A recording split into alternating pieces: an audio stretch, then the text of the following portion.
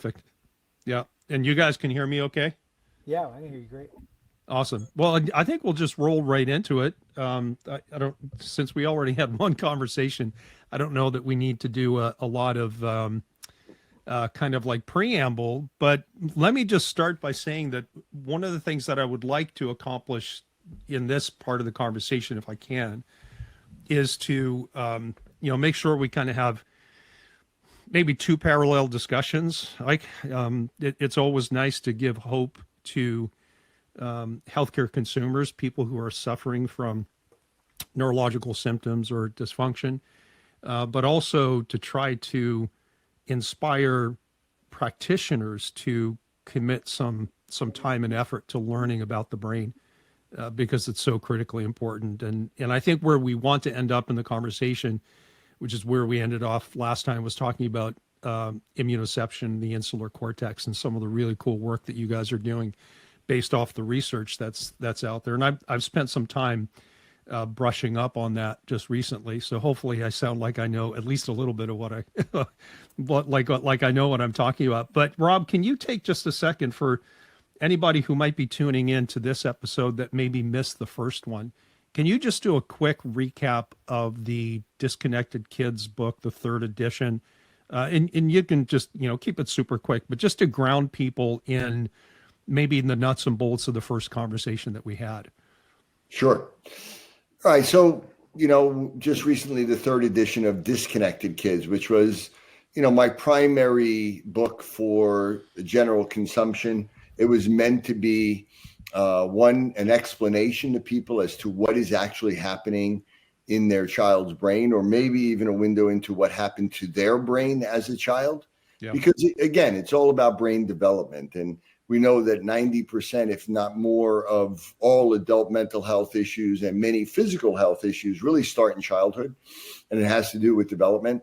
That book was first written as an explanation, but also a real hands-on manual to give people real tools to assess their child, to really be able to take that and put together an individualized home program, and then to lead them through the implementation of that program, at least at a pretty basic level. And Peter and I, throughout the years, it has been something that many practitioners, when they say, what do? I don't know what to do in my office.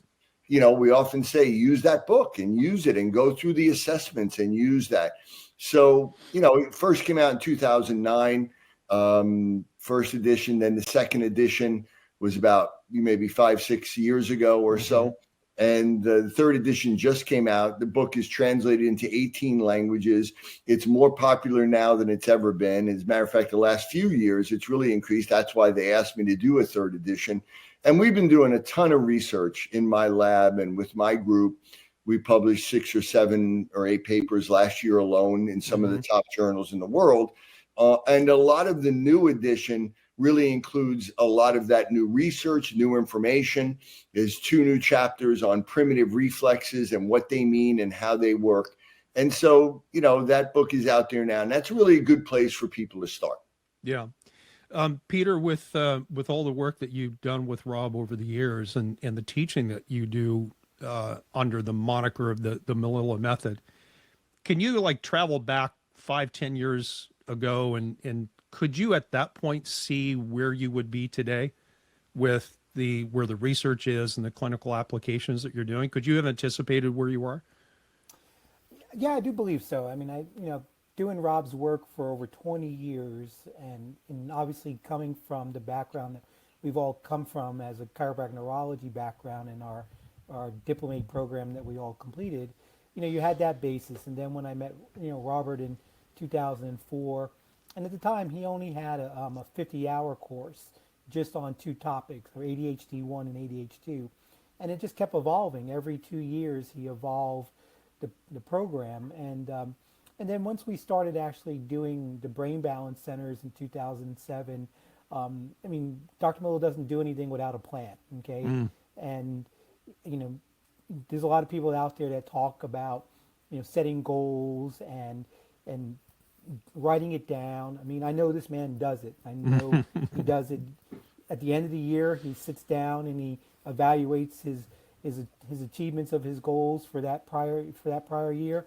and then what's going next. And so I knew, when I first met him and when we spoke about even the possibilities of doing this program at the time, he said, hey, get back to me in a year or two, we're going to have something. And I went back to him, and there it was. And then when we actually started the centers, we had a 5-year goal, and then we had a 10-year goal. So I think that everything we've ever done, there's always been specific goals that have been set. So without a doubt, there was always, okay, let's get, could we duplicate his model? Could we duplicate what he was doing in his brain balance center in New York? Could I take it and duplicate it? And then could others take it and duplicate it? And we did that. And then the next thing was, okay, can we get all these reference ranges for all these children and normative data, and then be able to compare our results against normative data? And then we started publishing those type of papers. And then from there, we went into basic science papers and actually started doing more original research other than just doing retrospective or prospective research studies. Right. So everything he's ever done and has always been with an intent behind it and a specific goal that was to do this, and then let's do this after we do this. And I know that what we're doing right now in the neuroimmunology of the developmental world that we're looking at right now, we were just together and working on outlines and groundwork of research papers and then where we want to be even the next 12 months. So Yeah, Steve, if I can jump in on that a second, because please. Peter's right. Obviously I have everything. I write things down. I have goals, and the way I run my practice, and we have yearly, monthly, weekly, daily goals for every department that all my staff knows. But the one thing I didn't anticipate 5 years ago was the level of expertise that Peter would bring in the immunology world, right? Because obviously I'm setting goals based on what I know my goals to be.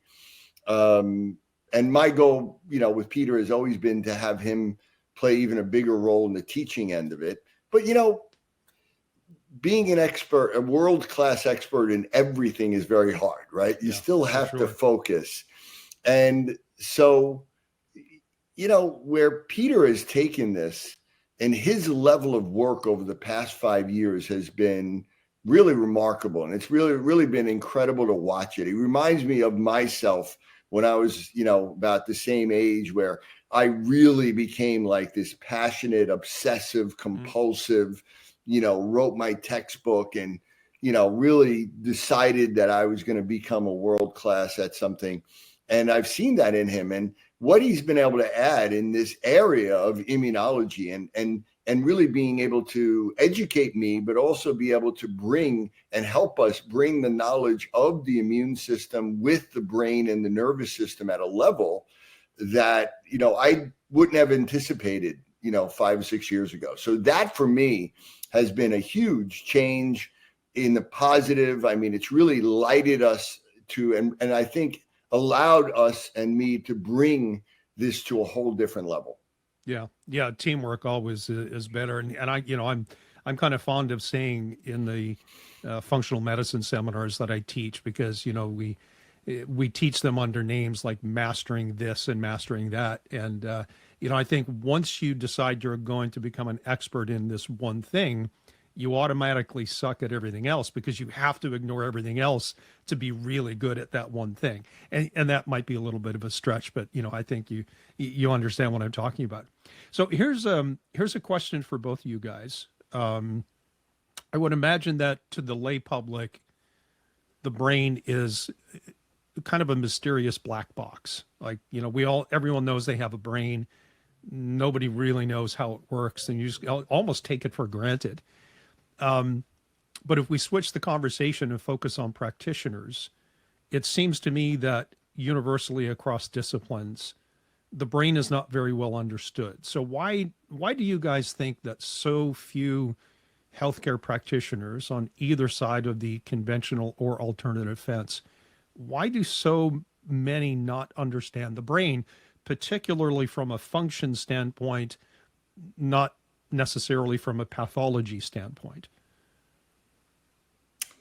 I guess I'll jump in and start. Yeah, you're absolutely right. I mean, I always say that the most important organ that we all have is our brain, and it's the one that most people know the least about, you know more about your heart and your gut, and you know nothing about your brain. But you know, also with practitioners, really very few practitioners really know anything functionally about the brain. Even neurologists, even you know, neuropsychologists or psychologists. Most people don't realize that most psychologists have never had almost any neuroanatomy courses at all, like most zero. And I think one is because it's really hard and it's the most complicated thing, I think, to understand. And I also think because there's a bias in the traditional medical world towards the biochemistry and towards the chemical understanding. And that's not really the foundational way the brain works. It works really as a product of function, of actions, of sensory feedback, of cognitive skills, of, you know, there's a physics that underlies the brain and the connectivity. And so most people are not exposed to that or don't understand that. And I think those two reasons are partly where I think there are very few people that really have any real working knowledge of the brain at all. And that's why I think there's so many misconceptions out there as well. Right. You know, like, you know, that most brain problems start in the gut and things like that, you know, because of really a lack of knowledge of the brain. Yeah. Peter, when you graduated with your basic science and DC degrees, did you come out of school thinking that you really understood the brain? Well, I mean, I was actually a little bit lucky because while I was a student in chiropractic school, I got exposed to some people that were actually talking about the brain. I mean, I got exposed to the likes of Dan Murphy. Yeah. He turned me on to the likes of, obviously, our CARIC training that we all Yep. went through and so on. So, you know, my last 2 years of my DC schooling, I was really wrapped into chiropractic neurology and functional neurology at the time. And it also coincide with, you know, the Carrick Institute being born at that time in that early 2000s, and so for me it was a little bit different. But I would say for the vast majority of my colleagues that were in my quarter with me, that's not where their head was. And if I not gone in and done all those hours, those 300 plus hours of Diplomate and other seminars I did that were targeted towards the brain, you know, no, I would have just had that basic science that would have passed my boards, and that would have been it, like most of the chiropractic community. But what I will just say is that I think what Dr. Melillo touched on is one of the challenging factors for even the functional medicine world, because the functional medicine world still looks at the brain, oh, okay, let's just do a supplement for the brain. Let's just do, you know, green medicine for the most part. Is that, you know, we're not going to, you know, if we're not using pharmacology, we'll use some herb or something like that to influence some biochemistry, where again, we're coming at it from a whole different perspective. We're talking about developmental neuroscience. We're talking about how does the brain develop longitudinally through these very specific steps, and if they don't go through these very specific steps, how does that alter the connectivity of the brain? And, you know, and how do we see these functional disconnection syndromes, not only in the childhood world, but we see it in the adult world. Yeah, and that kind of teases another question. And Rob, you said this, that a lot of adult neurological disorders have their root in poor development. And I think if you marry that with just a general lack of understanding on the intervention side, conventional medicine, you end up with a heavy emphasis on either psychotherapy or pharmacy, right? Neurotransmitter reuptake inhibitors, that kind of stuff. If we focus in on function, because you mentioned it and then we kind of went on to some other things, you talked about how the brain develops as a result of action. Talk about that piece a little bit more, because you know, I've quite often said when I've taught, say, brain chemistry courses, I've often said that like movement is nutrition for the brain. The brain is that organ with which we experience life. It's how we go out and explore the environment, understand the environment, what allows us to appreciate art, understand humor. Pretty much everything that makes life worthwhile happens in the brain. So when you said that the brain develops as a result of action, tease that out for me, dive into a little bit more detail. What does that really mean to the layperson and then to the practitioner? Yeah, no, it's great. Great question. Great that you pointed out, because this is actually so important. We talk about biochemistry and chemical interactions, and it definitely has an impact on biasing the brain Mhm. and can have an impact on behavior, but it doesn't change the brain. It temporarily may modify it in a way, but it doesn't change it. That's why most medication or supplements don't have any neuroplasticity that they create. So it's like, I kind of use the example that the muscle is like, the brain is like your muscles, right? You're taking vitamins, taking supplements, even taking steroids might change your muscle tone a little bit or whatever. But unless you're exercising and unless you're doing something specific, and you need to do specific training. If I want to work on my right bicep, I need to do right bicep exercises, and I need to do resistance training. Doing aerobic exercise or lifting with my left arm is not going to work on my right arm. And the brain is all about doing things. And we know that the reason why we have brains to begin with on this planet, the first brain evolved because a living thing moved. It's basic understanding that living things that don't move don't have brains. And so movement is what initiated the necessity for a brain. And the more we move and the more complex we move, in neuroscience, there's a saying, simple movement, simple brain, complex movement, complex brain. Humans have the most complex movement, one with bipedalism, and then speech. Those two things are unique to humans, and we have by far the most complex brain. We also have by far the most asymmetric brain. Those things are related to one another. So, we have to actually do things. There's areas of the brain that process light and sound, and we need light and sound to change those areas. And if we use light and sound at specific frequencies, we can literally physically change the brain. Cognitively, we need to use attention or reading or doing math or doing social skills. We have to do those things to build them. We have to do specific motor acts to change our brain in specific motor areas. Taking a pill isn't going to enhance our motor cortex or change it or change the connectivity in our brain. And that's basically the beauty of the brain. It's such a living, dynamic organ. It's so adaptable. And, if you learn something new, within 1 hour, we can literally measure physical changes in the brain. But if you take a pill, it doesn't work that way. If you take a supplement, it doesn't work that way. If you modify your diet, it doesn't change the brain. So when we talk about literally changing the brain, it's the difference between doing physical rehab for an injury, right? Where you can actually change it and you can work on it and you can be really specific to that modality and that action and that type of movement versus just taking a pain medication, which may reduce the pain and may, make you a little bit more flexible or whatever, but you're not really changing the motor system. You're not changing the way your muscles react. You're not changing, the endurance and so the brain requires specific actions, experience, movement, and you need to do it very specifically. And the right and left brain require different types of stimulus to actually change them. But that literally does change the brain. It changes the genetics. It changes genetic expression. It creates rewiring. It can even create new brain cells. And so most people have no idea about that because that's not how the traditional MD is trained. They're not trained on those things. And, even though you have people doing things like OT and PT and whatever that may actually change the brain, they don't really understand it. They don't know how they're changing the brain. Yeah. They're just doing things to try to improve or enhance a skill, but without any specific direction. Yeah, they know if we do this, then we usually get a positive outcome. And so we'll just keep doing that. Right. Even though, like you said, they don't necessarily understand it. Peter, Rob mentioned asymmetry in the brain, that the more complex brains are, they have this element of asymmetry. I thought balance was what we were after. And I'm kind of being a little facetious with my question.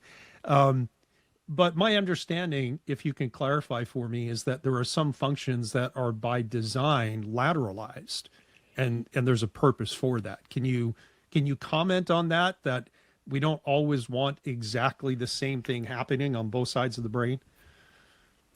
Yeah, well, the way the brain has been designed, and through what Dr. Knoll is talking about, this epigenetic expression, these sensory stimulations that are going into the brain, firing these different receptors that then begin to build these different connections.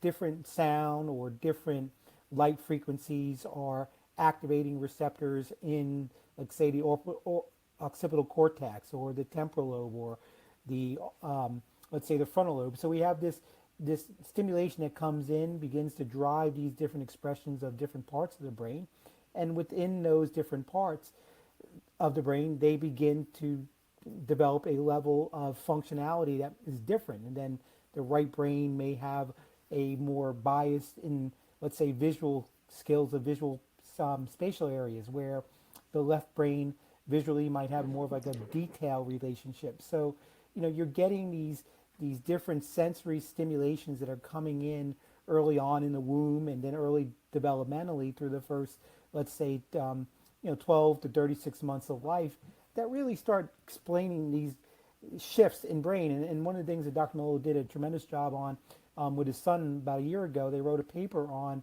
how does the brain actually lateralize? And there's actually even some thought that there is some genes that are there that are specifically coding for this lateralization, because we don't only see it in humans, but we also know that other animals like birds and other mammals have very clear lateralization aspects there.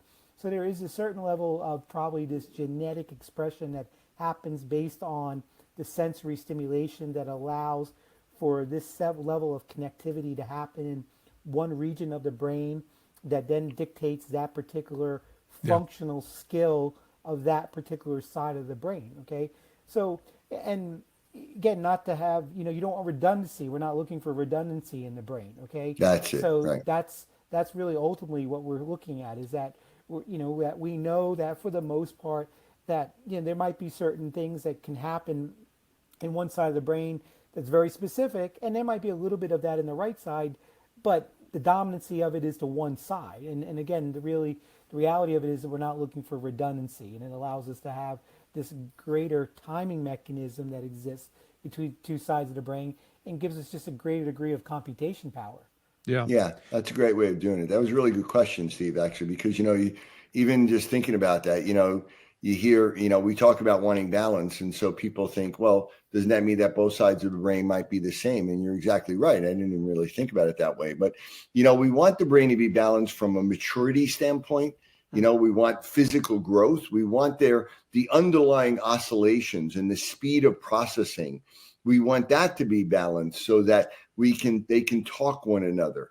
But as Peter just said, we don't want both sides to do exactly the same thing, because that would be a waste of space.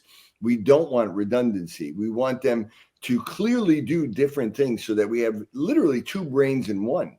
Yeah. But we need to be able to have them communicate and talk to one another. And to do that, the speed of processing and the maturity of the brain needs to be balanced. And so that's the distinction there. But a really good question. And that's a great point, because the idea that, for example, one of the common tools that we use in our assessment process and also rehabilitation process is the interactive metronome. And it's probably the one piece of technology that Robert and I have always felt like is just this amazing piece of technology that we can use to determine processing speed of the brain. Okay. And change it. And change it too. Because we can look at this timing aspect, and we're able to really look at this timing mechanism that is existing between the cerebellum, more specifically the inferior olive part of the brainstem, then communicating to the motor cortex and the frontal lobe. And when a patient is on this technology and they're hearing a steady repetition of a beat, just clapping or in their ear, and then they have to do a motor action to it, we can measure that in this very finite millisecond relationship. And again, knowing that the brain is operating on maybe on a slow level of millisecond, but even much faster than that. But the technology does allow us to say, okay, if the child or the adult is way off, their processing speed is dramatically slow. And then as we actually start rehabbing their brain and changing the way their brain is developing from an imbalanced way, we actually can see their processing speed get faster. And the closer and closer they actually get to the normative data that's been developed by the utilization of this technology, is that their brain begins to actually have a more whole timing mechanism. And what's fascinating is that when we do the initial evaluation, sometimes we can see a timing difference in the left hemisphere compared to the right hemisphere that's 10 times, 20 times, 30 times difference in the timing mechanism. And then as we do, and really where we studied this the most was actually when we did our Harvard study with McLean Hospital, because that was probably the single largest modality that they used in that study, was the interactive metronome, and having the patient population in that ADHD group do a tremendous amount of work on it. And what we were able to show was how we began to integrate areas of the brain, begin to take out the disturbance that was happening from the lower part of the brain to the upper part of the brain, and then also see that we created the top-down regulation that we needed to happen. But it happened really because of the timing activity that occurred in the lower part of the brain, and obviously the hemispheric influence that we had when we were using that therapy. Yeah. Back to this idea of laterality or imbalance. It seems to me that we expect to have a little bit of asymmetry, not necessarily in function, where something might be completely lateralized, like language, for example, housed in generally the left brain. But it seems to me that a little bit of asymmetry between right brain and left brain within tolerable limits is just part of who we are. It's just part of personality, right? So we might know somebody who we go, okay, that person is really left brain. They're very scientific. They're the engineer type. And then the right brain is more the artistic, make love, not war type person. And so we kind of expect that within tolerable limits to just be part of the diversity of humanity. But obviously there's a point, there's a threshold where the asymmetry exceeds that tolerable limit. And then we start running into problems. And so in the book, and I know in the work that you're part of, Peter, you guys talk about left brain dominance, right brain dominance. And I guess I should point out that, for example, the left brain dominance might come as a result of increased left brain activity, or probably more commonly a decreased right brain, because there's the word balancing, and there has to be some balance. So the tendency is for if one side of the brain doesn't work as well or as efficiently, the other one becomes dominant because there's a deficiency. So how is it, like, the average person who's listening here, even practitioners, and they're going like, okay, well, I am bent a certain way. I'm more artsy. I'm more scientific. How would they look at themselves or look at someone they love and care about and think to themselves, whatever asymmetry is going on might be beyond the tolerable limits? Like, what are and maybe we can talk about kids and then adults. What are the early warning signs that there is an asymmetry that is beyond the tolerable limit that we might be concerned about and take some action on? Yeah, great question. So, yeah, I think, the way to look at asymmetry in the brain from a natural standpoint, I believe that we're all a little right brain or left brain dominant. And that's what we call cognitive style. It's just like being right-handed or left-handed, and there's nothing wrong with either one. One isn't better than the other. It just is. And they're built on a trait, right? If your parents are right-handed, you're supposed to be right-handed, but you may end up being left-handed, and that is not the way it's supposed to be. So that could be more reflective of an issue, right, during development.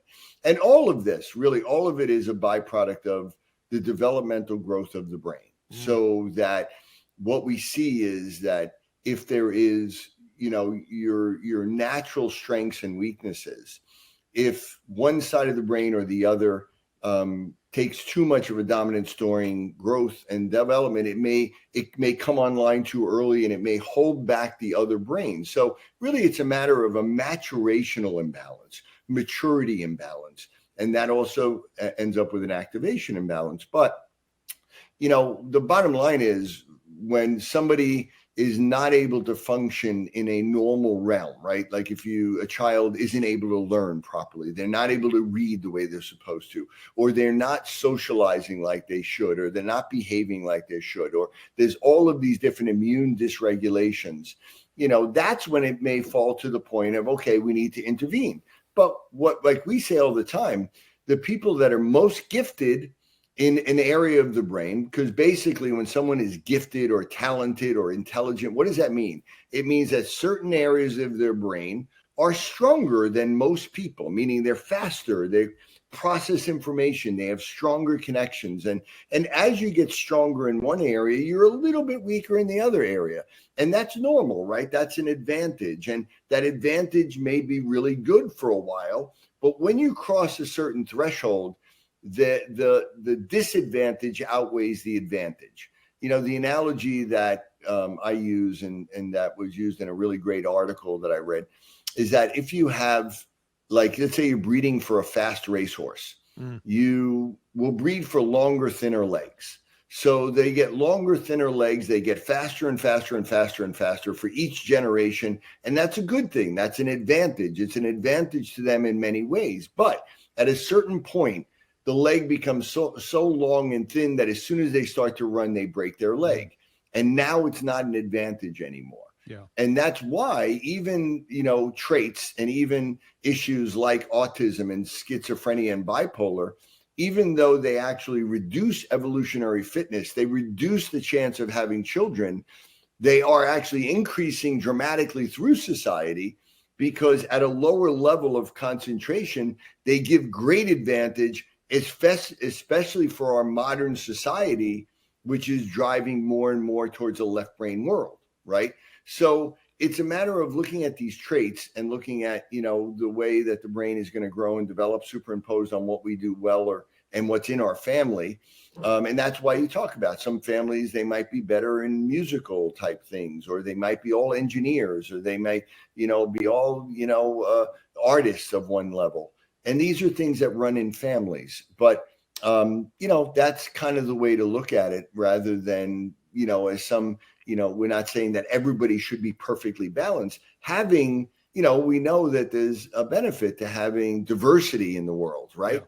But so we want people to have different strengths and weaknesses. And in a group, that makes it good. That increases your survival. If everybody's good at one thing and everybody's bad at one thing, that group isn't going to survive very long, right? Yeah. So diversity is good, but too much diversity or too much asymmetry in the brain, then the weaknesses outweigh the strengths, and then it becomes a disability. So Peter, would like thinking about developing kids, like give me something specific if you can. What would be the first sign? This is top of mind for me because I just had a grandchild born a month ago tomorrow. And I just, thankfully, I just had a chance to spend 3 or 4 days with them in South Carolina and hold them and get to know them. So thinking about parents with newborns or parents with infants who might be, 3, 4, 6 months old, what would be the first sign that would alert them to their baby has got a developmental delay? Well, I think we first want to look at, was the child a vaginal delivery or cesarean? Okay, because if they were cesarean, then there's a greater probability that the primitive reflexes are probably not going to go through their longitudinal steps. Okay. All right, let me just pause you there for a second. As we mentioned primitive reflexes in our last conversation, we never really got into it.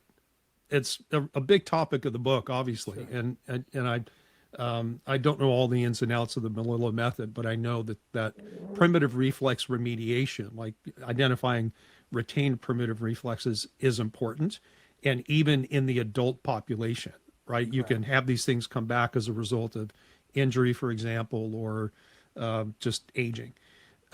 So let's just pause, if you don't mind. Let's define what a primitive reflex is and why these are important, not from just a developmental standpoint in the infant and child, but to an adult who may be suffering from anxiety, depression, motor disorders, anything that you could list as an adult neurological manifestation. Well, let's just break down the word. Primitive being meaning that it's there initially. It's almost like an innate response. Okay, it's a stereotypical response of the central nervous system at the moment of during gestation. Okay, because you do have them appear at certain gestational weeks. Okay, and they come online, and again they are just these very stereotypical functions of the central nervous system, because again, when the baby is born, there's really not this really big brain that they have. They're really relying on mostly their brainstem at that moment. Okay, and where the primitive reflexes are housed are in the brainstem. So they're doing these very specific reflexive functions based on movement. Okay, movement of the body and the head in space and the limbs, and especially the head, and as it moves, as the spine, if the head rotates, for example, the asymmetrical tonic neck reflex is a reflex that starts early on in gestation, and upon head movement will cause a head arm extension on that one side, and the opposite side a flexion movement of the arm. So you have these very stereotypical functions, reflexes that are happening in the womb. There are several of them that are designed to assist with the birthing process. Okay, the asymmetrical tonic neck reflex, the symmetrical tonic neck reflex, the spinal galant reflex.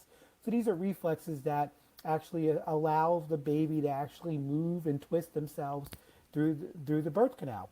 And then they actually set up the staging of then the next primitive reflexes that are happening immediately after birth, and so on.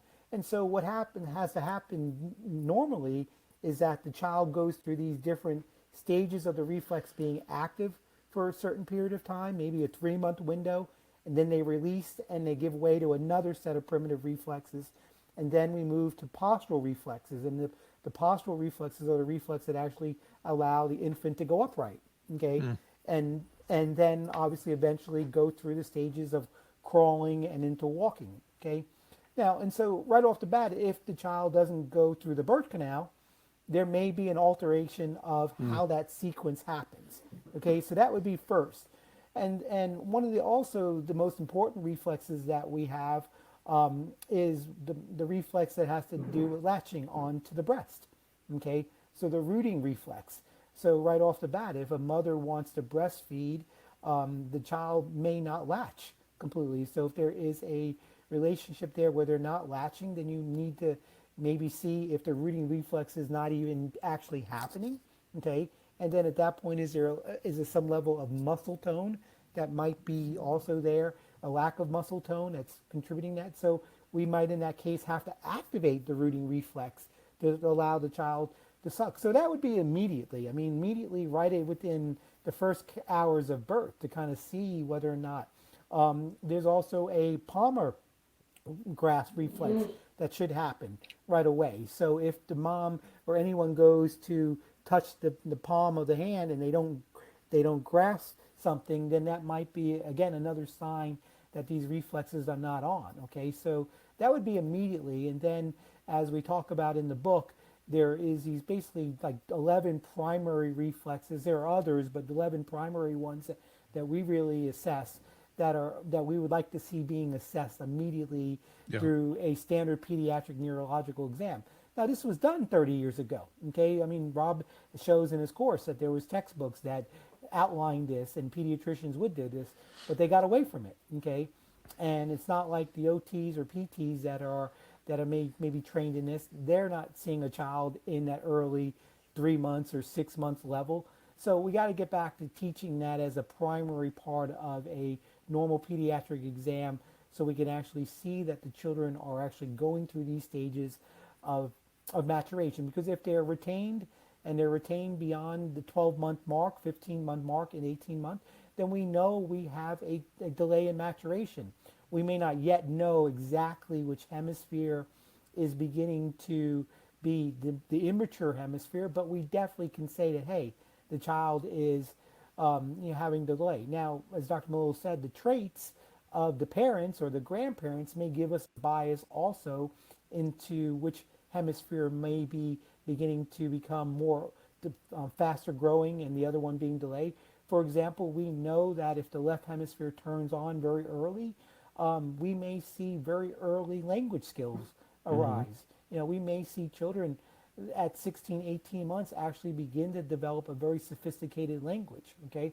And so right off the bat, if that happens, then there's probably a good indication that the left hemisphere is developing more rapidly, and we're going to see further suppression of that right brain. Obviously, muscle tone and is a big issue there. So, I mean, those would be the early signs right off the bat.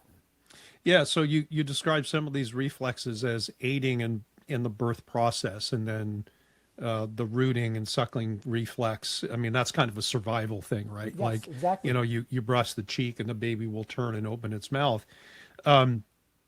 Anybody who has had a child or even has been around a newborn knows that it's just a flurry of spastic, spontaneous movement, right? There's no sophistication. The eyes are roaming.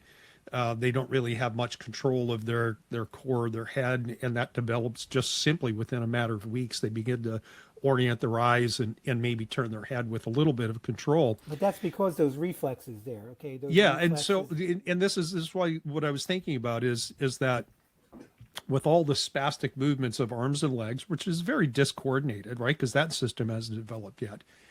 It seems to me that almost serves like a wind-up mechanism to put input into the brain to allow it to develop. And as the brain develops as a result of all the spontaneous reflexive movements, it learns to control those things. And now we see the abolishment of the things that allowed the brain to develop. And so when you talk about retained primitive reflexes, it's primitive reflexes that somebody had that didn't go away because that connection between the reflexive movement and brain development didn't happen the way that it should have. Am I on track with that, Rob? Yeah, essentially, you know, as we said, you know, these reflexes are there because human babies are the most immature babies of any animal in the animal kingdom, right? I mean, every other baby can get up and run away or do things. As you said, they can move their body. Yeah. And again, we said movement was the key to brain development. It's why we have brains. It's the key to brain development. Anything that alters that from normal development is going to have a major impact on the brain. And so, you know, even from the very beginning, if a mom has a problem where the baby is in a breech position, the baby is designed with these reflexes to get themselves into that position. Yeah. If they don't get into that position, you have to ask why. And it's usually because already there's a motor issue with the baby that they can't move and they can't activate the reflexes, or they have lower tone. As Peter was saying, you know, 80, 85, 90% of the kids that we work with, they never latched on appropriately in the first few days or few weeks, some not at all. So there's already an alteration of muscle tone. And so the way it works is that, you know, we're born with these reflexes because we don't have any control. You know, we have no volitional control over our movements. It's all random and chaotic at that point, as you're saying. And the reflexes at least give some control so that you said we can survive, we can feed ourselves, we can do basic things. And then they should lead us through and get us to move. And as we move, we engage those senses. And then those senses, as you alluded to, give feedback to the brain, activate the genes called experience-dependent genes that then cause our brain to mature and grow and get more connections and bring more coordination and more control. And the brain literally builds from the bottom up. It starts in the brainstem, which is the foundation of our brain. That's where the reflexes come from. And then that, as we move and we go through the world and we increase that feedback and we engage our senses, and it builds a more complex brain, which then allows for more control and complex movement that then increases more feedback, that creates another stage of complexity and allows for more complex movement. And then all of this is calibrating our brain to the world around us, because a lot of our software is already there, but we need to calibrate it to the world around us so that it makes sense and we can use it at the appropriate time and in the appropriate way. And that process is very specific. And the right brain takes the lead for the first 3 years and builds more in the right brain. And then the left brain kicks in for the next 3 years. and then they should catch up to one another at 6 years or so, and then they should be lateralized and integrated, and that's the way it should develop. Anything that alters that is going to have an impact on that development and make things come on too early or too strong, or things delayed in their development. And then that sets up this asymmetry. And that's where all the symptoms come from, is from that asymmetry and its impact on the body, on the digestive system, on the immune system, and all of that. Yeah. You just described a well-designed and guided process. Like, it just struck me as you were speaking that, like we just talked about with the primitive reflexes designed to support the birthing process and then survival immediately, and then begin the early developmental stages of the brain. And because the right brain is, obviously it does many things, but part of it is awareness of self, right? It just struck me that because the right brain is more awareness of self, left brain is awareness of your external environment and seeking behavior. It would seem to be completely inappropriate if the left brain developed first, Right. right? Exactly. And so you Yes. have an infant or a child who has very little understanding of self, who just gets out in the world and explores. The child could get themselves into trouble pretty easily. Absolutely. And they may get early verbal skills. Like Peter said, we get kids that can read.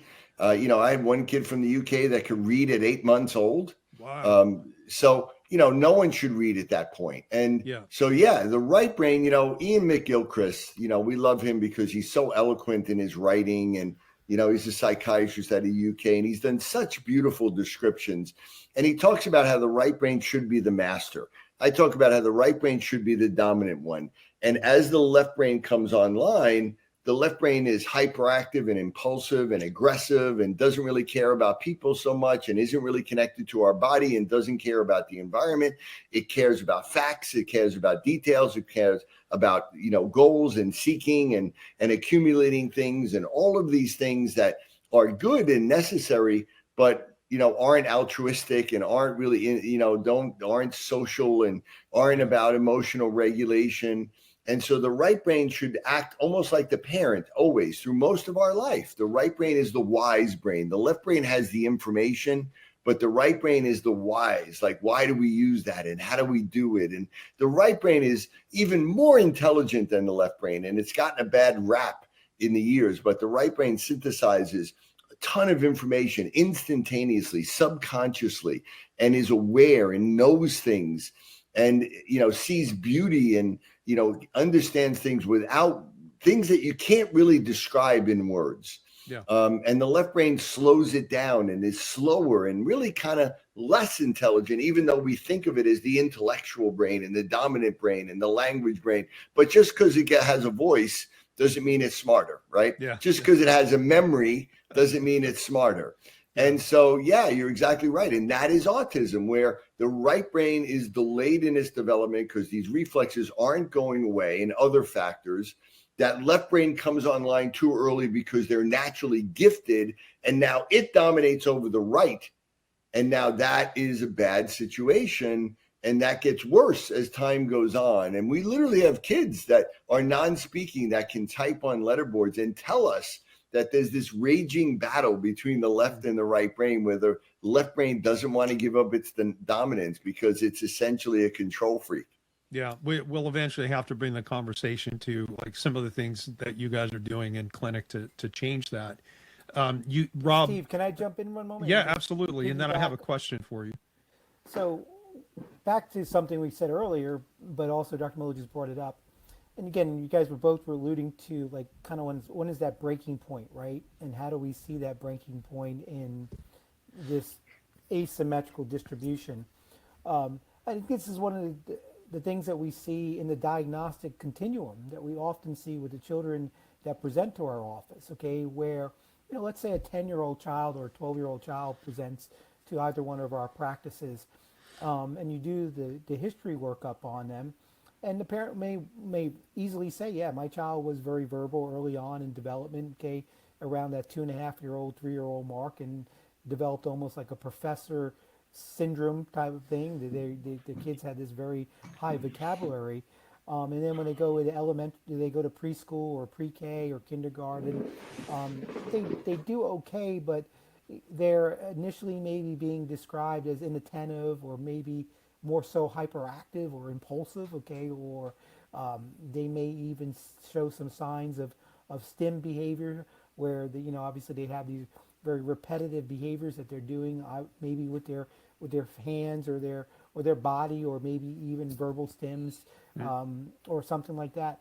And usually what happens is that, as Dr. Mo alluded to, the idea that the two sides of the brain are going through these developmental shifts, okay, and that when that left brain that or shouldn't really have turned on to maybe about 2.5, going into like that 3 to 6 year window, okay, because the first 3 years is the right, but usually around that 4, 5, and 6-year-old level, if the left hemisphere already was developing too rapidly in those first 3 years, we get a major bump then, okay, as they're beginning to enter like maybe first grade, or transitioning, maybe now getting up a little bit higher into second grade.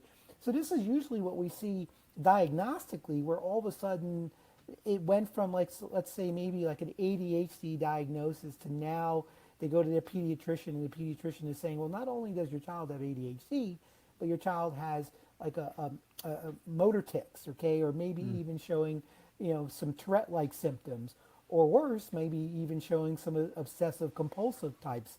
And so I think that that's where we see it. And so unfortunately what happens in the medical model is this: the child maybe went on their ADHD medication, okay, early on, but now, okay, we need to add such and such medication in to control the motor tics.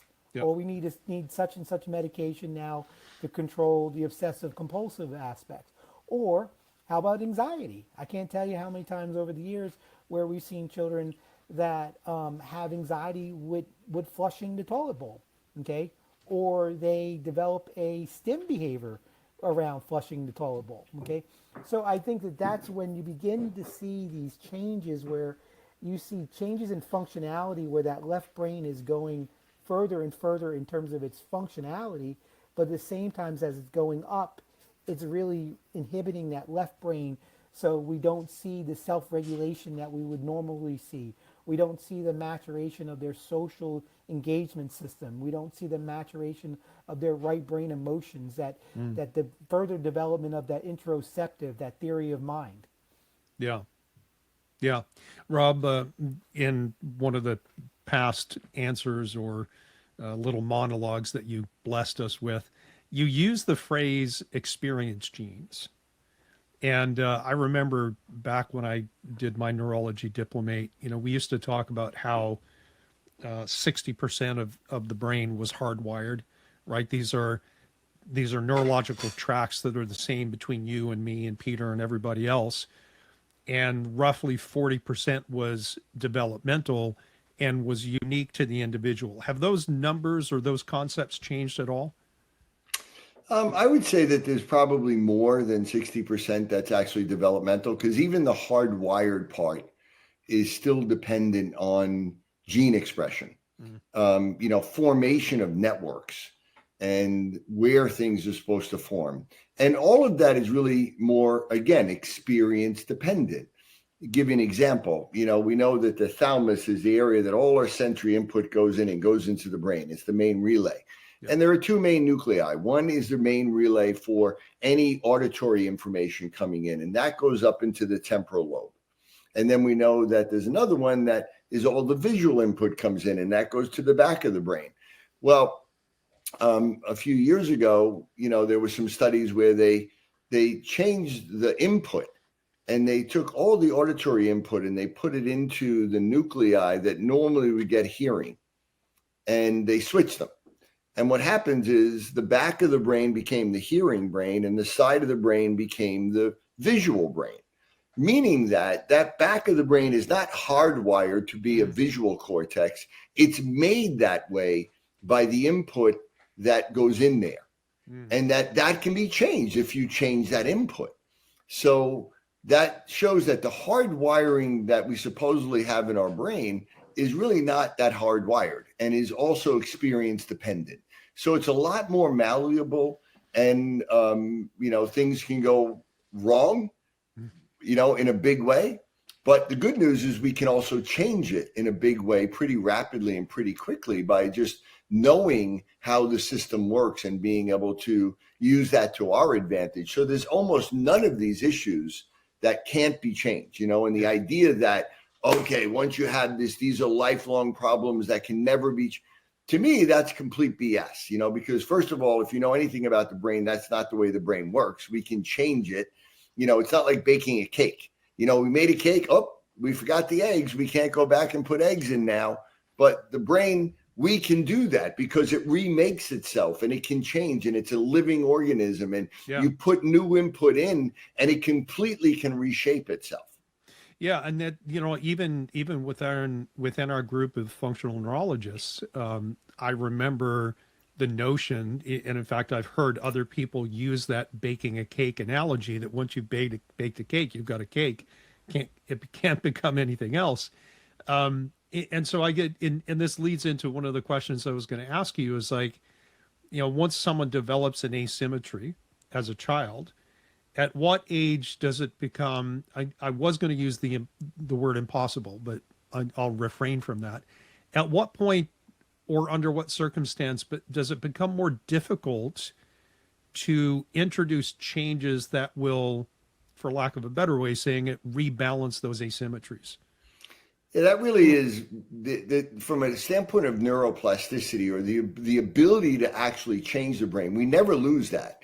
Even when you're 80 years old, we can change it. But the only limiting factor that I've found is that when a kid becomes a certain age, we need to get them to do physical exercises. We need to make an effort to do things, because as we said, changing the brain requires action. It requires doing something. We can do a lot of it passively initially, but at a certain point, they have to be a part of it.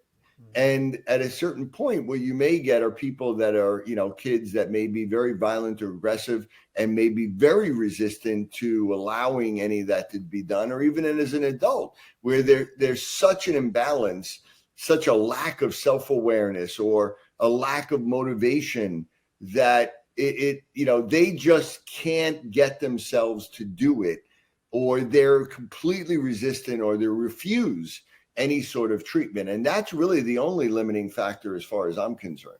Yeah, it's just the willing to participate and take ownership of that process, which is difficult. Like, even especially if you have kids that have that decreased right brain function, they lack that wisdom, right? They lack the context. They can't necessarily project into the future and understand the consequences of not doing what it is they really should do.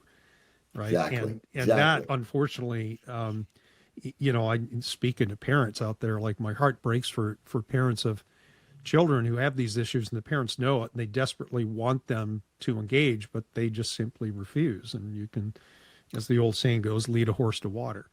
And a lot of it is really how you explain it to people too. I have a 30-something-year-old man today that came in who's severely depressed, suicidal, and has a lot of other issues like immune issues, and had chronic Lyme's disease, and then COVID hit and depression hit him really badly. And, he is just feels like I'll never get rid of the Lyme's. I'll never be able to get over this. And it's hopeless. And that's what his brain is telling them.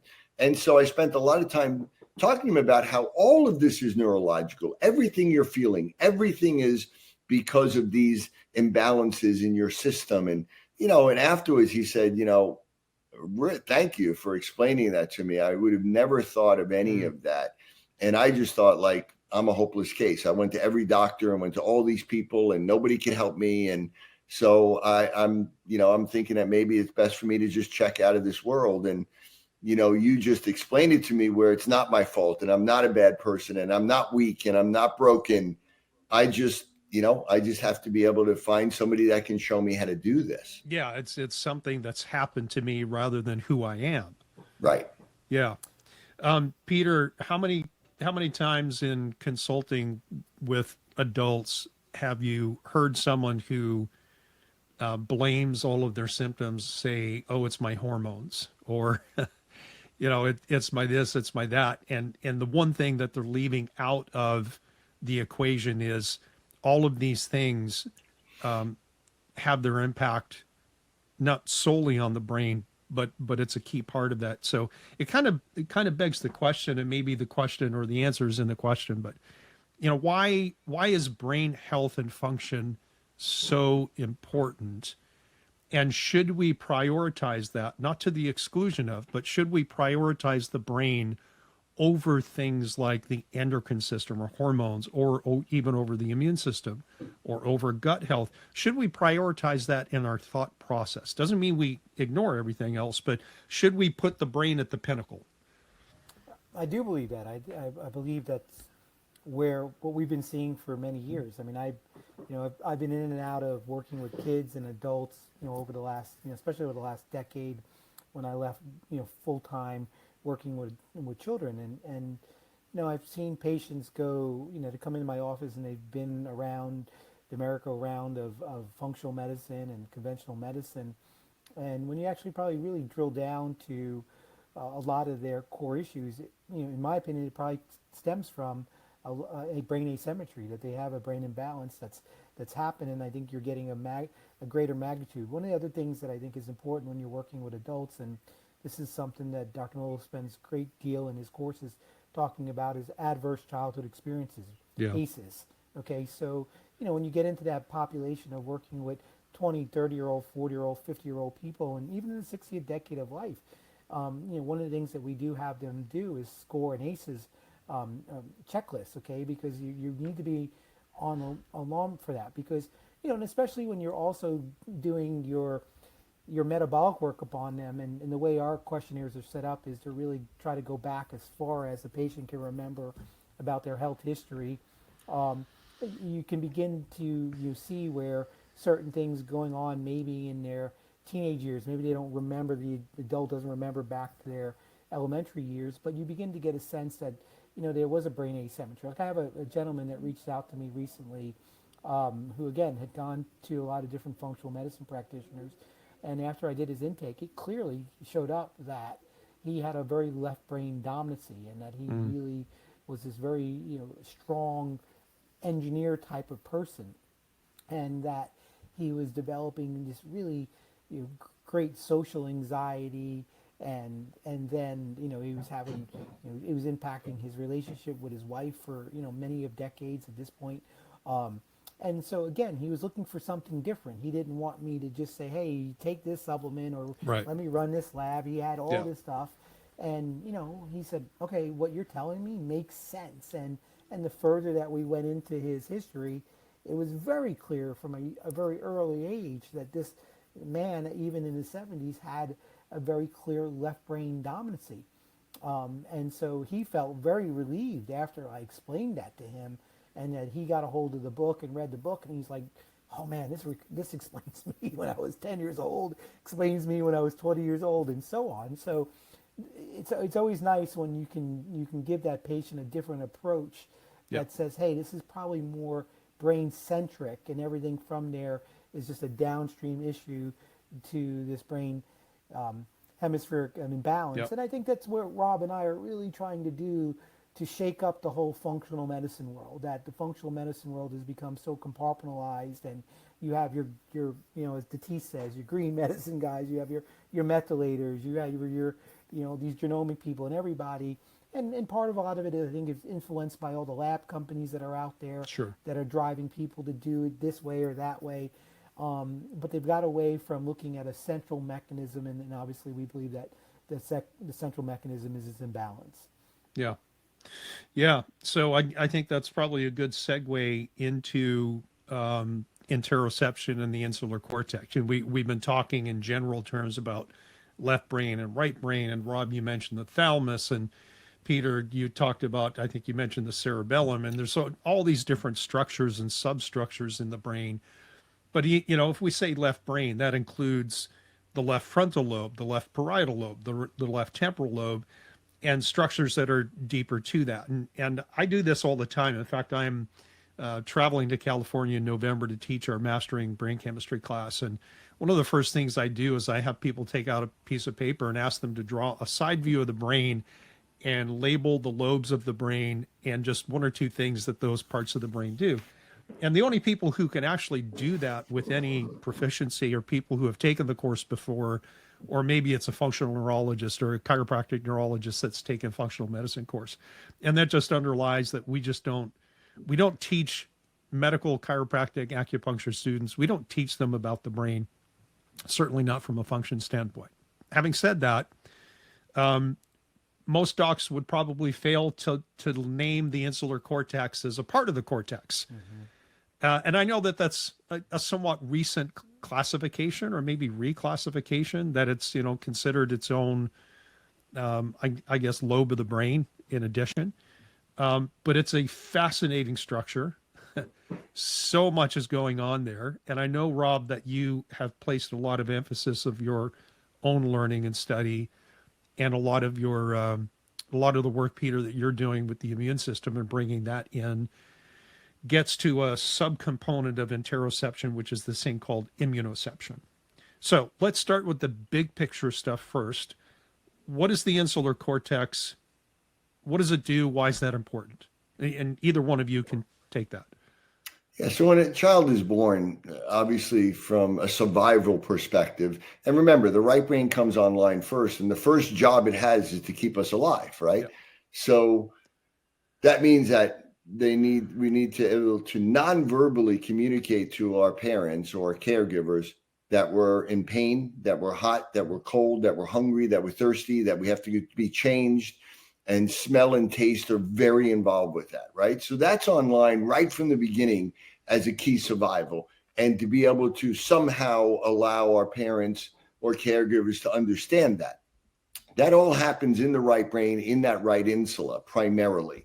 And so this is what we call interoception. So it is really critical to survival that we have these basic senses that we can perceive and that we can communicate in some way.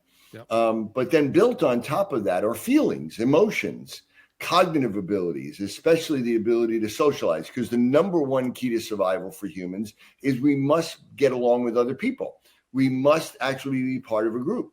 You couldn't be in the Stone Age and be by yourself for any length of time without being killed. Or if you were kicked out of a group because you didn't get along, it was a death sentence. So again, that hardwired for survival should be our drive to attach to other humans. And so right from the beginning, we should attach to our parents, and then time from a little baby in the crawling, they should want to be with other children and approach other children and play with them like little puppies and play with each other and learn how to read social cues and mostly non-verbally interacting with one another. And that forms the foundation of social emotional connections and emotional regulation, which is really the foundation of that wisdom of the brain and self-awareness and becoming embodied, where at about 2 years of age, a child recognizes themselves in the mirror and for the first time says, oh, that's me. I'm a separate individual. I own this body. This is me. And then after that, shortly after that, they can then start to have agency, meaning I can control my actions and I can have, cause an effect on the world around me. And that's really important. And so what we see is that in kids with, autism in particular is a model in where I study, we see that is greatly impacted, where they often have, very, very low or almost absent interoception early on, which tells us that right brain is delayed. They don't have a drive to connect to other children. They don't become embodied. They don't ever really get ownership. And then that left brain comes online and they don't get agency. So that left brain is doing things kind of randomly, haphazardly. They're stimming and they're moving and they're doing all these things and they're having outbursts and their immune system is out of control and they're not in control. They don't feel their body. They can't control their body. And they know, on the other hand, though, that it's all their words are there. They're smarter than other people around them. They know all of that, but they can't show it and they can't say it. And that's been one of my main areas of research that's taken me 30 years to get here. Why don't they speak? No one's ever explained that. And I think that understanding the insula and interoception, that's why they don't speak. They don't feel their tongue. They don't feel their body. They can't control it. And speech is the most complex motor act. And without having complete being embodied, you can't control that. So, this is why that insula, in particular, the right insula, is so important to this. Is it fair to say that the insular cortex develops prior to the frontal lobe, temporal and parietal lobes? Yeah, sure. If we look at the brain as growing from the bottom up and from the inside out, the insula, if you cut away, the surface of the neocortex and pull it away, underneath that, still part of the cortex, but underneath the male layer is the insula.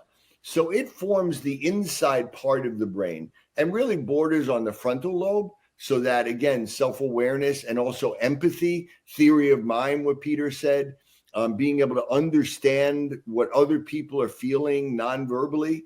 The temporal lobe, it borders, so smell and taste and emotions are there. And also the parietal lobe, where we have our vestibular sense and where the world is. And all of this creates a map of our body in our brain, so we know where our body is. And again, this is part of becoming embodied and self-aware. And so the right brain is the insula is the foundation of those areas of the cortex. And if that doesn't develop, then the rest of it will not develop appropriately. So if that's true, Peter, do we know what the primary input is into the insular cortex? Well, the primary input is going to be more of this visceral input coming in from our viscera, okay, that's going into that area. So, our organ systems is afferently going in, and then also the connections obviously back out to that area, to the areas that are stimulating it. So definitely the viscera is going to be the main driver to the insula. Yeah, so we were just mapping that out this weekend, even more greater detail. There's something called the central autonomic network, which is a newer network that, when we talk about where in the brain is the autonomic system represented, where is our organs, and where is the immune system perceived, right? So how do we know to activate our sympathetic or parasympathetic? We need to get some sensory type of signals. So it really starts with nerve endings in our organs and mostly travels up to the vagus nerve afferently into the nodose ganglion, and then up into the nucleus tractus solitarius, and then the parabrachial nucleus, and then the hypothalamic pituitary into the locus ceruleus, the periaqueductal gray, the amygdala, the anterior cingulate, the orbital frontal, and the insula. And that's the connection up there. And then there's also a pathway that comes up through the spinal cord into the dorsal root ganglion, in through the spinothalamic tract or the anterolateral system through lamina 1, up into the thalamus, into the ventral basilar nucleus, and then also into the insula and into the parietal lobe. So that's where these connections kind of come from. And, we're outlining them even in more detail, and that's something we want to do even more research on. Would it be fair to say, you mentioned the thalamus before as one of the great sensory integrators. Is there an analogous not relationship, but is the thalamus, does it serve the same role in terms of sensory input, say through kinesthesia or proprioception, as the insula would in terms of, say, visceroception, right? Peter was talking about the brain's awareness of the sensory input coming from our internal organs. Is there that analogous, or is that an analogous situation between the thalamus and the insular cortex, or are we talking at different levels in more complicated circuits? No, it's pretty similar, actually. Meaning that, the thalamus, there are different nuclei that go into the insula, and that, go into the parietal lobe. And as I said, that insula borders all of that. Yeah. So some of the viscerotopic maps are more like in the temporal lobe. But, again, we can localize, right? When you have stomach pain, oh, I have stomach pain. That means you have to have a map in your brain, in your parietal lobe, that allows you to know somatotopically, oh, this pain is coming from my stomach, or my heart is beating out of my chest right now, right? It's not necessarily the same as saying, oh, I'm being touched here or there. It's not maybe as explicit that we were aware of it. It's more subconscious, and it's more almost, a gut feeling. It's intuitive. It's harder to put to words, which is all what you would expect with the right brain language, right? But it's really similar pathways that we would have for the rest of the somatotopic system and the somatotopic map that we see in our body. Yeah. So we've described what interoception is, but I don't think we've offered like a discrete or a practical definition. So would it be fair to say that interoception at a very top level is the brain's awareness of everything that's happening inside the body? Yeah, I think that, yes, on the internal part of our body, being able to feel again, like I said, feeling if your stomach hurts, if your heart is beating, if you feel nervous, if you feel anxious, if you feel sick to your stomach, or if you just have this subconscious intuition that I shouldn't go there, that's dangerous. All of that is part of what I would look at as interoception. Right. And so that's the umbrella category. There's different subcategories. Visceroception is one of those.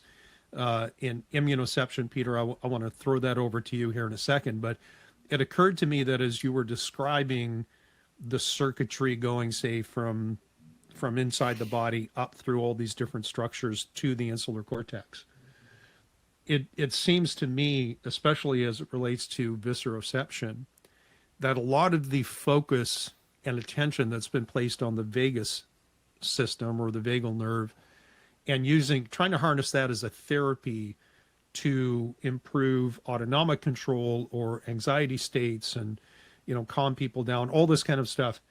Are we really trying to access the insular cortex through the vagal system? Yeah. Is that really what we're trying to do? So when you look at, where in the brain is the representation of the sympathetic and parasympathetic nervous system? Where in the cortex, right?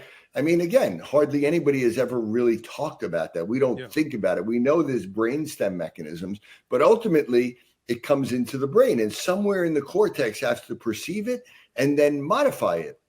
And that area, that primary area, is the insular cortex on either side. We believe the left side is more sympathetic, the right side is more parasympathetic. And ultimately, where the vagal afferents go into is into that. They ultimately end up in the insula, especially in the right insula. So therefore, again, just affecting the vagus nerve isn't affecting the brain's. Again, it's like anything else. It's like saying, I want to affect something, a higher level skill, and I'm going to do it through basic nerve stimulation. There's some input, but ultimately it's the parasympathetic system. That's why it bugs us when we hear people saying, well, just stimulate the vagus nerve. It doesn't work that way. And then which one are you going to do? Are you going to do the right versus the left? Because that matters, right? So it's more complicated, and it ultimately does come down to that insula. So, Peter, would you say that if someone's interest is to drive the vagal system, they'd be better off activating the insular cortex? Yeah, I think that's where we're at this point where, we've played around with different types of vagal stimulators and at different frequencies and at different anatomical relationships. And we haven't seen it have the proclaimed effect that others have said, where we go in and we start obviously stimming. And I think part of it also too may be the fact that those people are not obviously driving it just from a developmental model. We're driving a developmental model. We're looking at where some of the roadblocks are in the brainstem and the vestibular system and the cerebellum and its relationship to the lateralization. Because I think Dr. Miller brought up a good point earlier where, again, this idea that the brain is not only developing vertically, but it's also developing from a posterior to a frontal relationship, and it's also actually maturing from a medial to lateral relationship. So, and we look at, obviously that kind of like medial, maybe intermediate area where the insular is talking about, and then around it that he was talking about that you can cut out is, obviously probably the posterior structures of the frontal lobe where it meets the parietal lobe, but also again, obviously the dorsolateral prefrontal cortex. And so, you look at those relationships and say, what we're finding out now is where when we're doing a bottom-up stimulation model of stimulating these networks, then we start able to come in and start doing top-down modulation, okay, with our other more sophisticated therapies. And so I think that that's what we're finding out right now, that we could probably have a better effect on that network of the insular and the salience network that's part of that insular relationship through some of our top-down treatments, but it's superimposed on the bottom-up treatment that we did. Yeah. Right, yeah, because the in the brainstem there, where the primitive reflexes come from, is where the two primary or three primary nuclei of the autonomic system sit, right? So the dorsal motor nucleus, the rostroventral lateral medullary nucleus, which is the main nucleus for the sympathetic, and then the nucleus ambiguus. So, that's that whole polyvagal system that Porges has talked about. And so again, if those reflexes don't go away, that nucleus ambiguous and that parasympathetic nervous system, which has a lot to do with the feedback into that insula ultimately as it grows up, doesn't mature. And so it prevents that maturation, and it prevents that development of that input into the insula and growing it, along with motor input and sensory input that grow all aspects of the brain. So that, that brainstem, and looking at those reflexes, if those reflexes are there, then the person has not had the optimal or appropriate development also of their autonomic system and that insula. Yeah. And again, so that's where a lot of this starts. Yeah. And so, I mean, to create an analogy, if you have a home with a wall that's not on the right angle because the foundation underneath has cracked it, you can fix the wall over and over and over again. It's still going to go out of alignment, so to speak, until you fix the foundation. Exactly. So, Peter, when you were saying starting from the bottom up, you were talking identifying and then remediating these retained primitive reflexes. And then that is your foundational piece, and then moving up from back to front and then from medial to lateral is kind of a sequential process. Is that what I'm hearing? Yeah, I mean, because we start eliminating those primitive reflexes at the same time, we're also activating the vestibular nuclei and firing those vestibular pathways, because part of those primitive reflexes, like the 18R reflex and the symmetrical tonic neck reflex and the tonic labyrinth reflex and the Moreau reflexes, these are reflexes that are also involved in vestibular functionality. And so a lot of times we see immature vestibular function. Then we also know we have immature muscle tone, so we're not getting that feedback, that sensory feedback from our muscles into our spinal cord, then traveling up to our cerebellum. Yeah. So we know that the areas that are dependent on that input are not receiving that input. So we're talking about obviously the stimulation that's coming in, activating these experience-dependent genes to fire these particular or create these different connections in these variolobular areas, and they're dependent on that. So you have to fire the brain through its two primary systems, and firing it from a proprioceptive-based scenario and a vestibular-based scenario. And many a times when you're actually doing the remediation of these primitive reflexes, you're doing activities that are actually firing those systems, okay? So you are firing the proprioceptive system, and you're firing it in the vestibular system. Now we're doing it probably more in an asymmetrical way, that we're looking at the asymmetrical presentation, because a lot of people, again, are looking at primitive reflexes more than ever, probably because of the awareness that Dr. Melillo has brought to the topic over the last 20 years, and he does have the number one most published, the number one ranked paper in primitive reflexes in PubMed. So, and we know his papers are being referenced, but the bigger thing is the asymmetrical relationship of how we rehabilitate that. And then the same way comes into how do we look at the asymmetrical difference in between one vestibular system versus the other vestibular system, one cerebellum relationship to the other cerebellum. So that's how we're trying to drive up those systems. And then we're coming and stacking on top of that, or multimodal aspects of auditory input. Do we want to activate one auditory system versus the other? Do we want to activate one visual system versus the other? How about somatosensory input? So we're going to do that, or olfactory stimulation. So we're going to look at that in terms of a laterality aspect. And as we do that, then we should start seeing this top-down maturation that's happening, and we're seeing the formation of these more sophisticated frontal striatal systems, the frontal pathways, the development of the frontal lobe, the orbital frontal area, the intermediate frontal lobe, the lateral frontal aspects that are then going to drive down and fire and really put modulation on those different primitive aspects of their inhibiting those primitive reflexes, but also dampening the output of some of those deeper parts of the brain, like our limbic circuitry of our amygdala and our other structures that are in the anterior cingulate and so on. And also our basal ganglia, and being able to modulate the output of that basal ganglia so we're not getting overfiring of, especially of that direct pathway that's producing these hyperkinetic type of movements or these obsessive compulsive types of functions that we see from these children. Yeah. You mentioned multimodal, and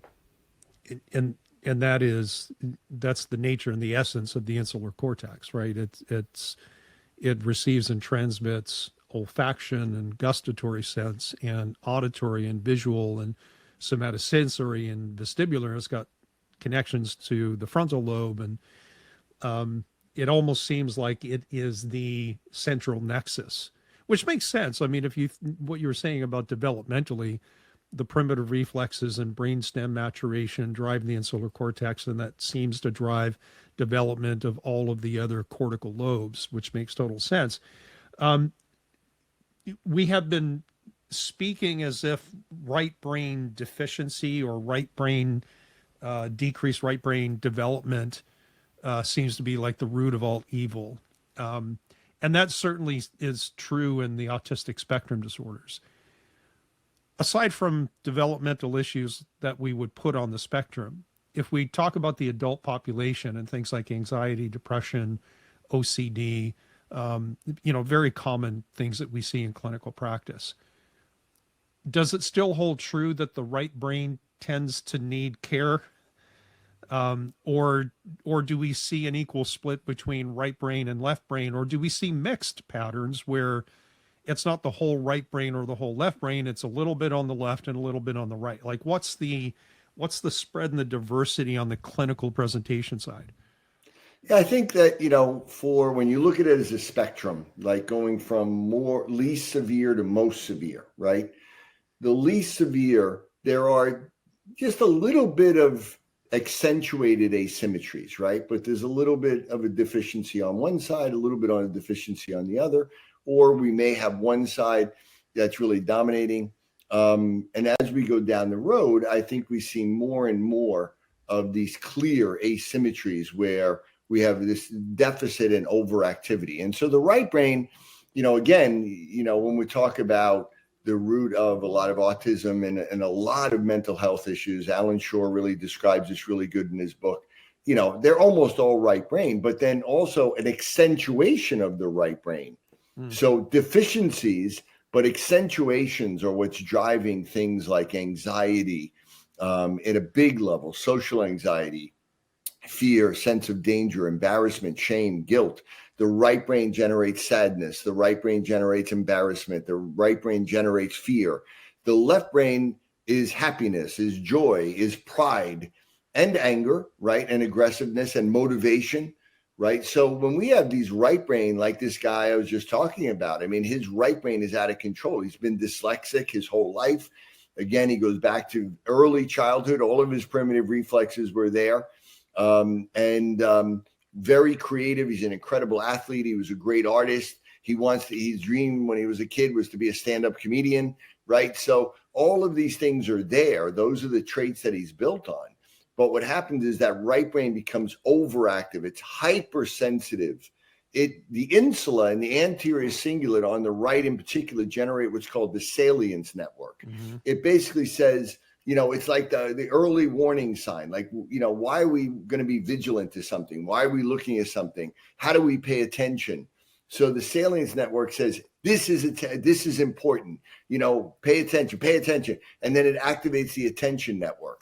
And the right brain is overactive in kids with dyslexia. they pay too much attention to facial expressions. And it has this incredible effect on causing this dramatic stress response in their body. And it can be overwhelming. Like they're too aware and they don't know any different. This has been as they've been since the beginning of their life. And so they feel like they're being judged by others, and they feel they have low self-esteem, even though they may be incredibly talented and creative and have great abilities.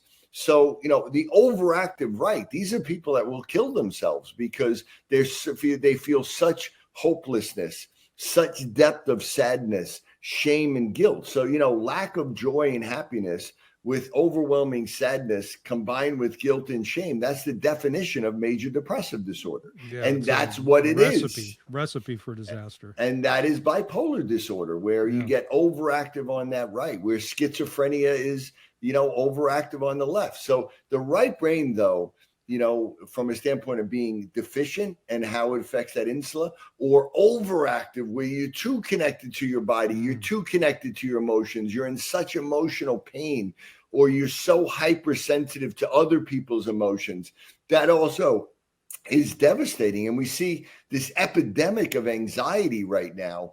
And a lot of it is driven by that overactive right brain. Interesting. So I know that you're a detail-oriented person. Have you tracked stats in your clinics, or do you have a sense of what the relative dominance is of a right brain deficiency versus an overactive right brain? Well, if we look at just the statistics out there right now, obviously autism, ADHD, OCD, Tourette's, and tics is increasing dramatically, right? We know that, it's epidemic rise. But we also see the anxiety is the number one mental disorder amongst people. And a lot of that is driven by overactive right brain. And we know that the number one, disability of all is really learning disabilities, and in particular dyslexia, which affects almost 20% of the whole population. So both of them are pretty big. It kind of like anything else, Steve. It's like, what do you attract into your practice, right? Yeah. But it's pretty equal, although, working with children and looking at who's going to seek out that type of care. The parents of kids with right brain deficits are usually become aware of it much earlier.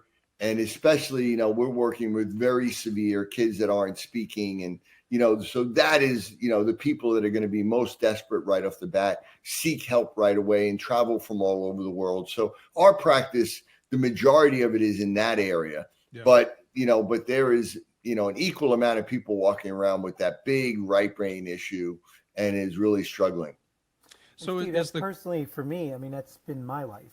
My early developmental delay was a learning disability, and wasn't able to read, but yet I was a good athlete, but always been very over probably sensitive and hypersensitive to people's emotions and tone of voice, and what people perceive of me, or am I good enough to, again, going back to your earlier things, if I ever vision myself doing, achieving what I've achieved at this point professionally, probably early on in my life, probably not.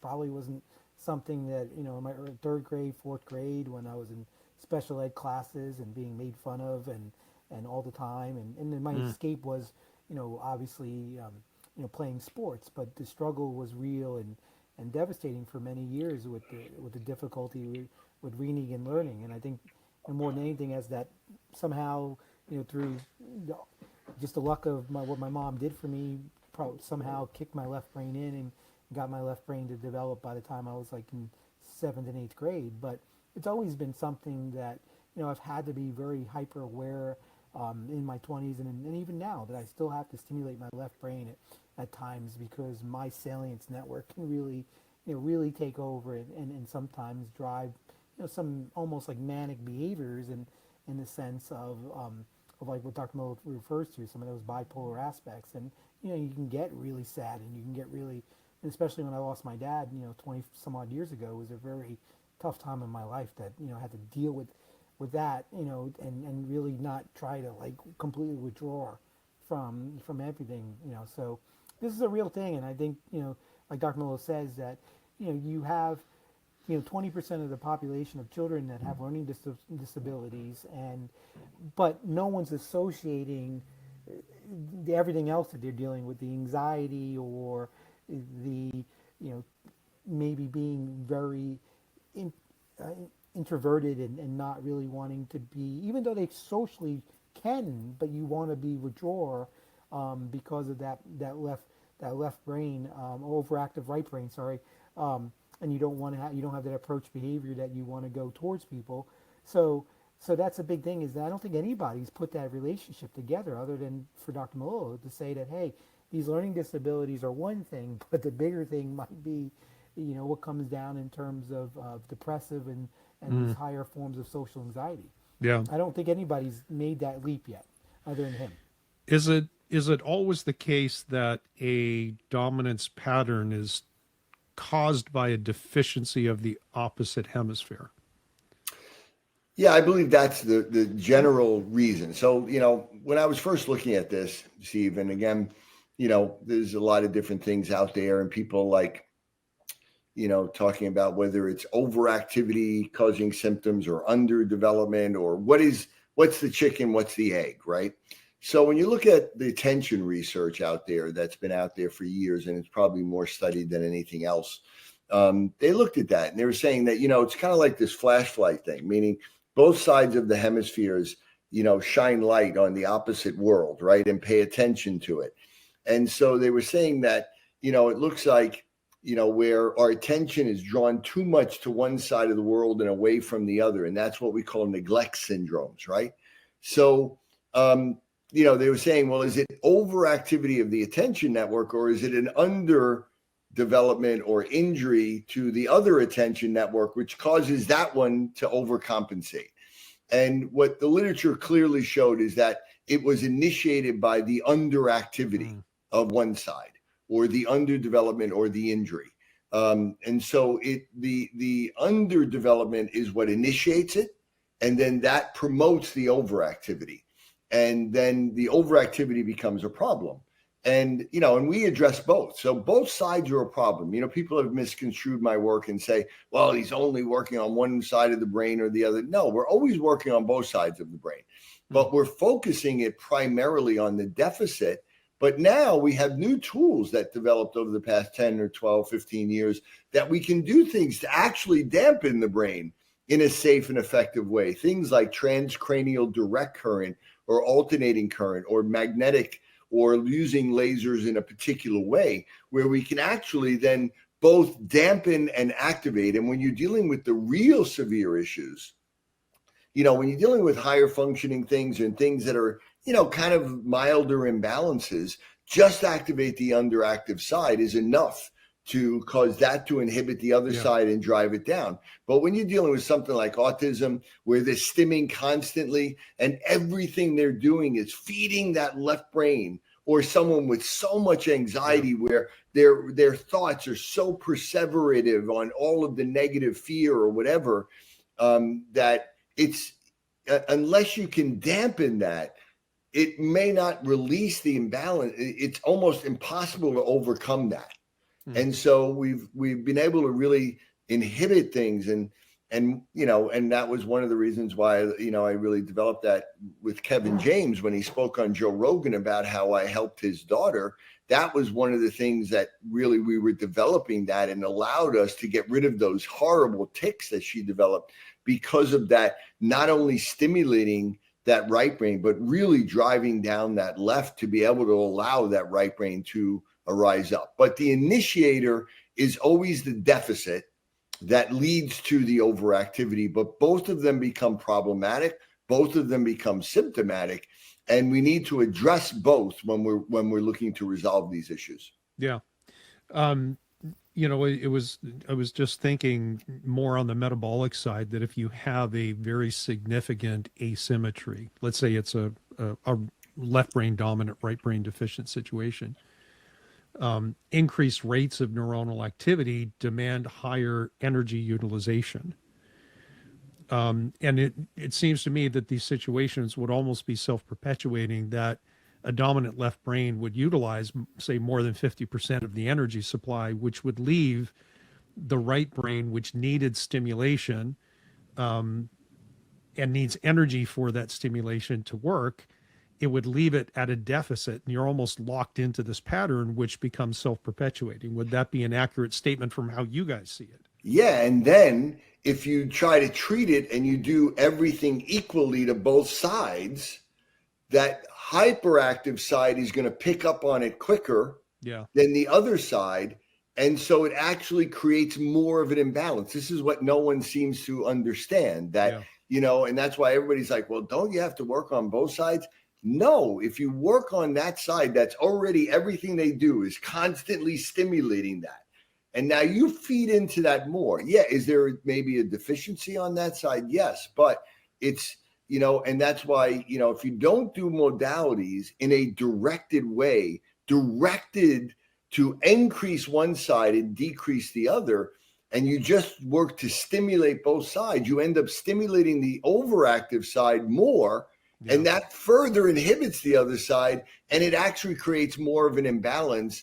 And so, that's how most therapists are trained, even as chiropractors, adjust one side, adjust the other. You spin them in one side, you spin them in the other. You stimulate one side, you stimulate, just by changing that and only directing it, the increased stimulus to one and the decrease on the other, that changes everything. And it's for exactly what you just said. Yeah. So just to pick up on, you said like DC current, transcranial stimulation, would it be, and I'm just thinking off the top of my head as we're going through the conversation, you're using some kind of a DC direct current stimulation. If you wanted to inhibit one part of the brain, let's say on the left, you would put the reference lobe over a specific Brodmann area. Right, the cathode, the negative. And then you would put the other electrode on the right side over a Brodmann area that you want to activate. Would that be a rough approach? Yep, the anode. The red lead goes over the side you want to activate, over a particular Brodmann area that we want to activate. And then usually on the exact same other side, we're using the cathode and this is literally how it works. And there's a lot of research that has proven that it actually drives and more hyperpolarizes one side and depolarizes the other. And it literally can be used to help induce a balance, but that's a top-down effect. Yeah. So if you're not working on the bottom up at the same time, right, then you may have an effect, but that effect will only be temporary. Yeah. Yeah. And let me throw a caveat out there. Anybody who's listening, don't just go buy a DC unit and stick it on your brain and turn the dials. Right. Like, there are specific protocols that these docs have developed that make it safe and effective. So that's just my public service announcement right there. Peter. Well, what I was going to say is that bottom-up interference is what Dr. Melillo is really alluding to, that idea that, when we have the retained primitive reflexes, or we have the immaturity in the vestibular system or the immaturity in the cerebellum, we just have this tremendous interference that's happening, and we're not getting that higher level of lateralization and specificity of those lobes that we've been talking about. Okay. Yeah. And we're not getting that maturation of posterior to frontal mechanisms. And so, when we're doing everything, we just have this very specific developmental blueprint that Dr. Melillo has created over the years that takes us through these longitudinal processes and relating it to where we have a vertical development, we have a horizontal development, and then we have an integrative model. So I think that, again, sometimes that's lost in how people view his model. Yeah. I want to ask you guys about cold plunges, but let me do a time check here. We're at an hour and 3/4. We haven't even talked about immunoception yet. So I'm good to stay on. We can either finish the conversation if you guys don't have a hard time limit, or maybe we could do a part 3. It's up to you. How do you guys want to handle it? You want to do a part 3? Yeah, I think a part 3 would be good. I think we've gotten a lot of stuff, but this is also a lot for people, and we, it might overwhelm people there. And I think leaving them for, more, I think would be good. And then we can do a part 3 and really get into that. Yeah. Because this is great. You're doing a great job, Steve. You're really bringing up a lot of things. You're really great. I appreciate it. So let me throw this one out as the last question. there's with things like cold plunges, which of course is like the new shiny toy that everyone talks about and does. And I haven't heard anyone talk about it from a neurological perspective, certainly not an interoceptive perspective. It's usually, heat shock proteins and, maybe some immunological impacts. But because the insular cortex deals with, thermal sense, and my understanding is that cooling will activate the insular cortex more than heating will. It seems to me that perhaps one of the primary mechanisms that cold plunges can be beneficial for people with autonomic issues, with autoimmune issues, with psychiatric issues, is this relationship of I get in really cold water, it's painful, it's uncomfortable, but it's going to drive my insular cortex. And from there, I get this, even though it's going to be bilateral, I still get this increased ability to govern and control things. Right. Have you guys looked at cold plunging from that perspective? I mean, I know it sounds good on paper, but are you guys using and leveraging that in practice, or are you doing things like I actually did something myself because I was doing some literature review today, and I was listening to Mozart's Sonata K488 in my left ear, and I had my left hand in a bucket of ice water while I was doing some work. Yeah. And the intent was to bias the thermal, basically it was a left-sided cold plunge, but just with my hand. My rationale was, if you look at the somatosensory cortex and the sensory homunculus, you have more representation in your hand than you do, say, in your core. So I thought, well, I don't have a cold plunge, so I'll just stick my hand in a bucket of ice water, and I will listen to Mozart. And that's been studied. That particular sonata has been used in studies on treatment for schizophrenia with success, and the link is increased insular. But the paper and the research didn't seem to be designed for laterality. So I, had in my headphones, I took my right earbud out, so I listened to it through my left ear, had my right hand. Not that I think that I have any right insular cortex. I just wanted to see what happened. And I was just kind of casually watching my iWatch and checking my heart rate, and sure enough, my heart rate starts to come down a little bit. I feel this sense of relaxation. Anyways, just kind of spitballing and trying to synthesize all this information. But the question is about cold plunges and insular cortex activation, and could it be lateralized kind of like the way that I was doing it? Does that make sense? Yep, and I'll give you an example of it. So this isn't just theoretical. It's when looking at the idea, all of this, and the idea of self-awareness and using as a model the neglect syndrome, hemi-neglect syndromes, which is a loss of body ownership, right?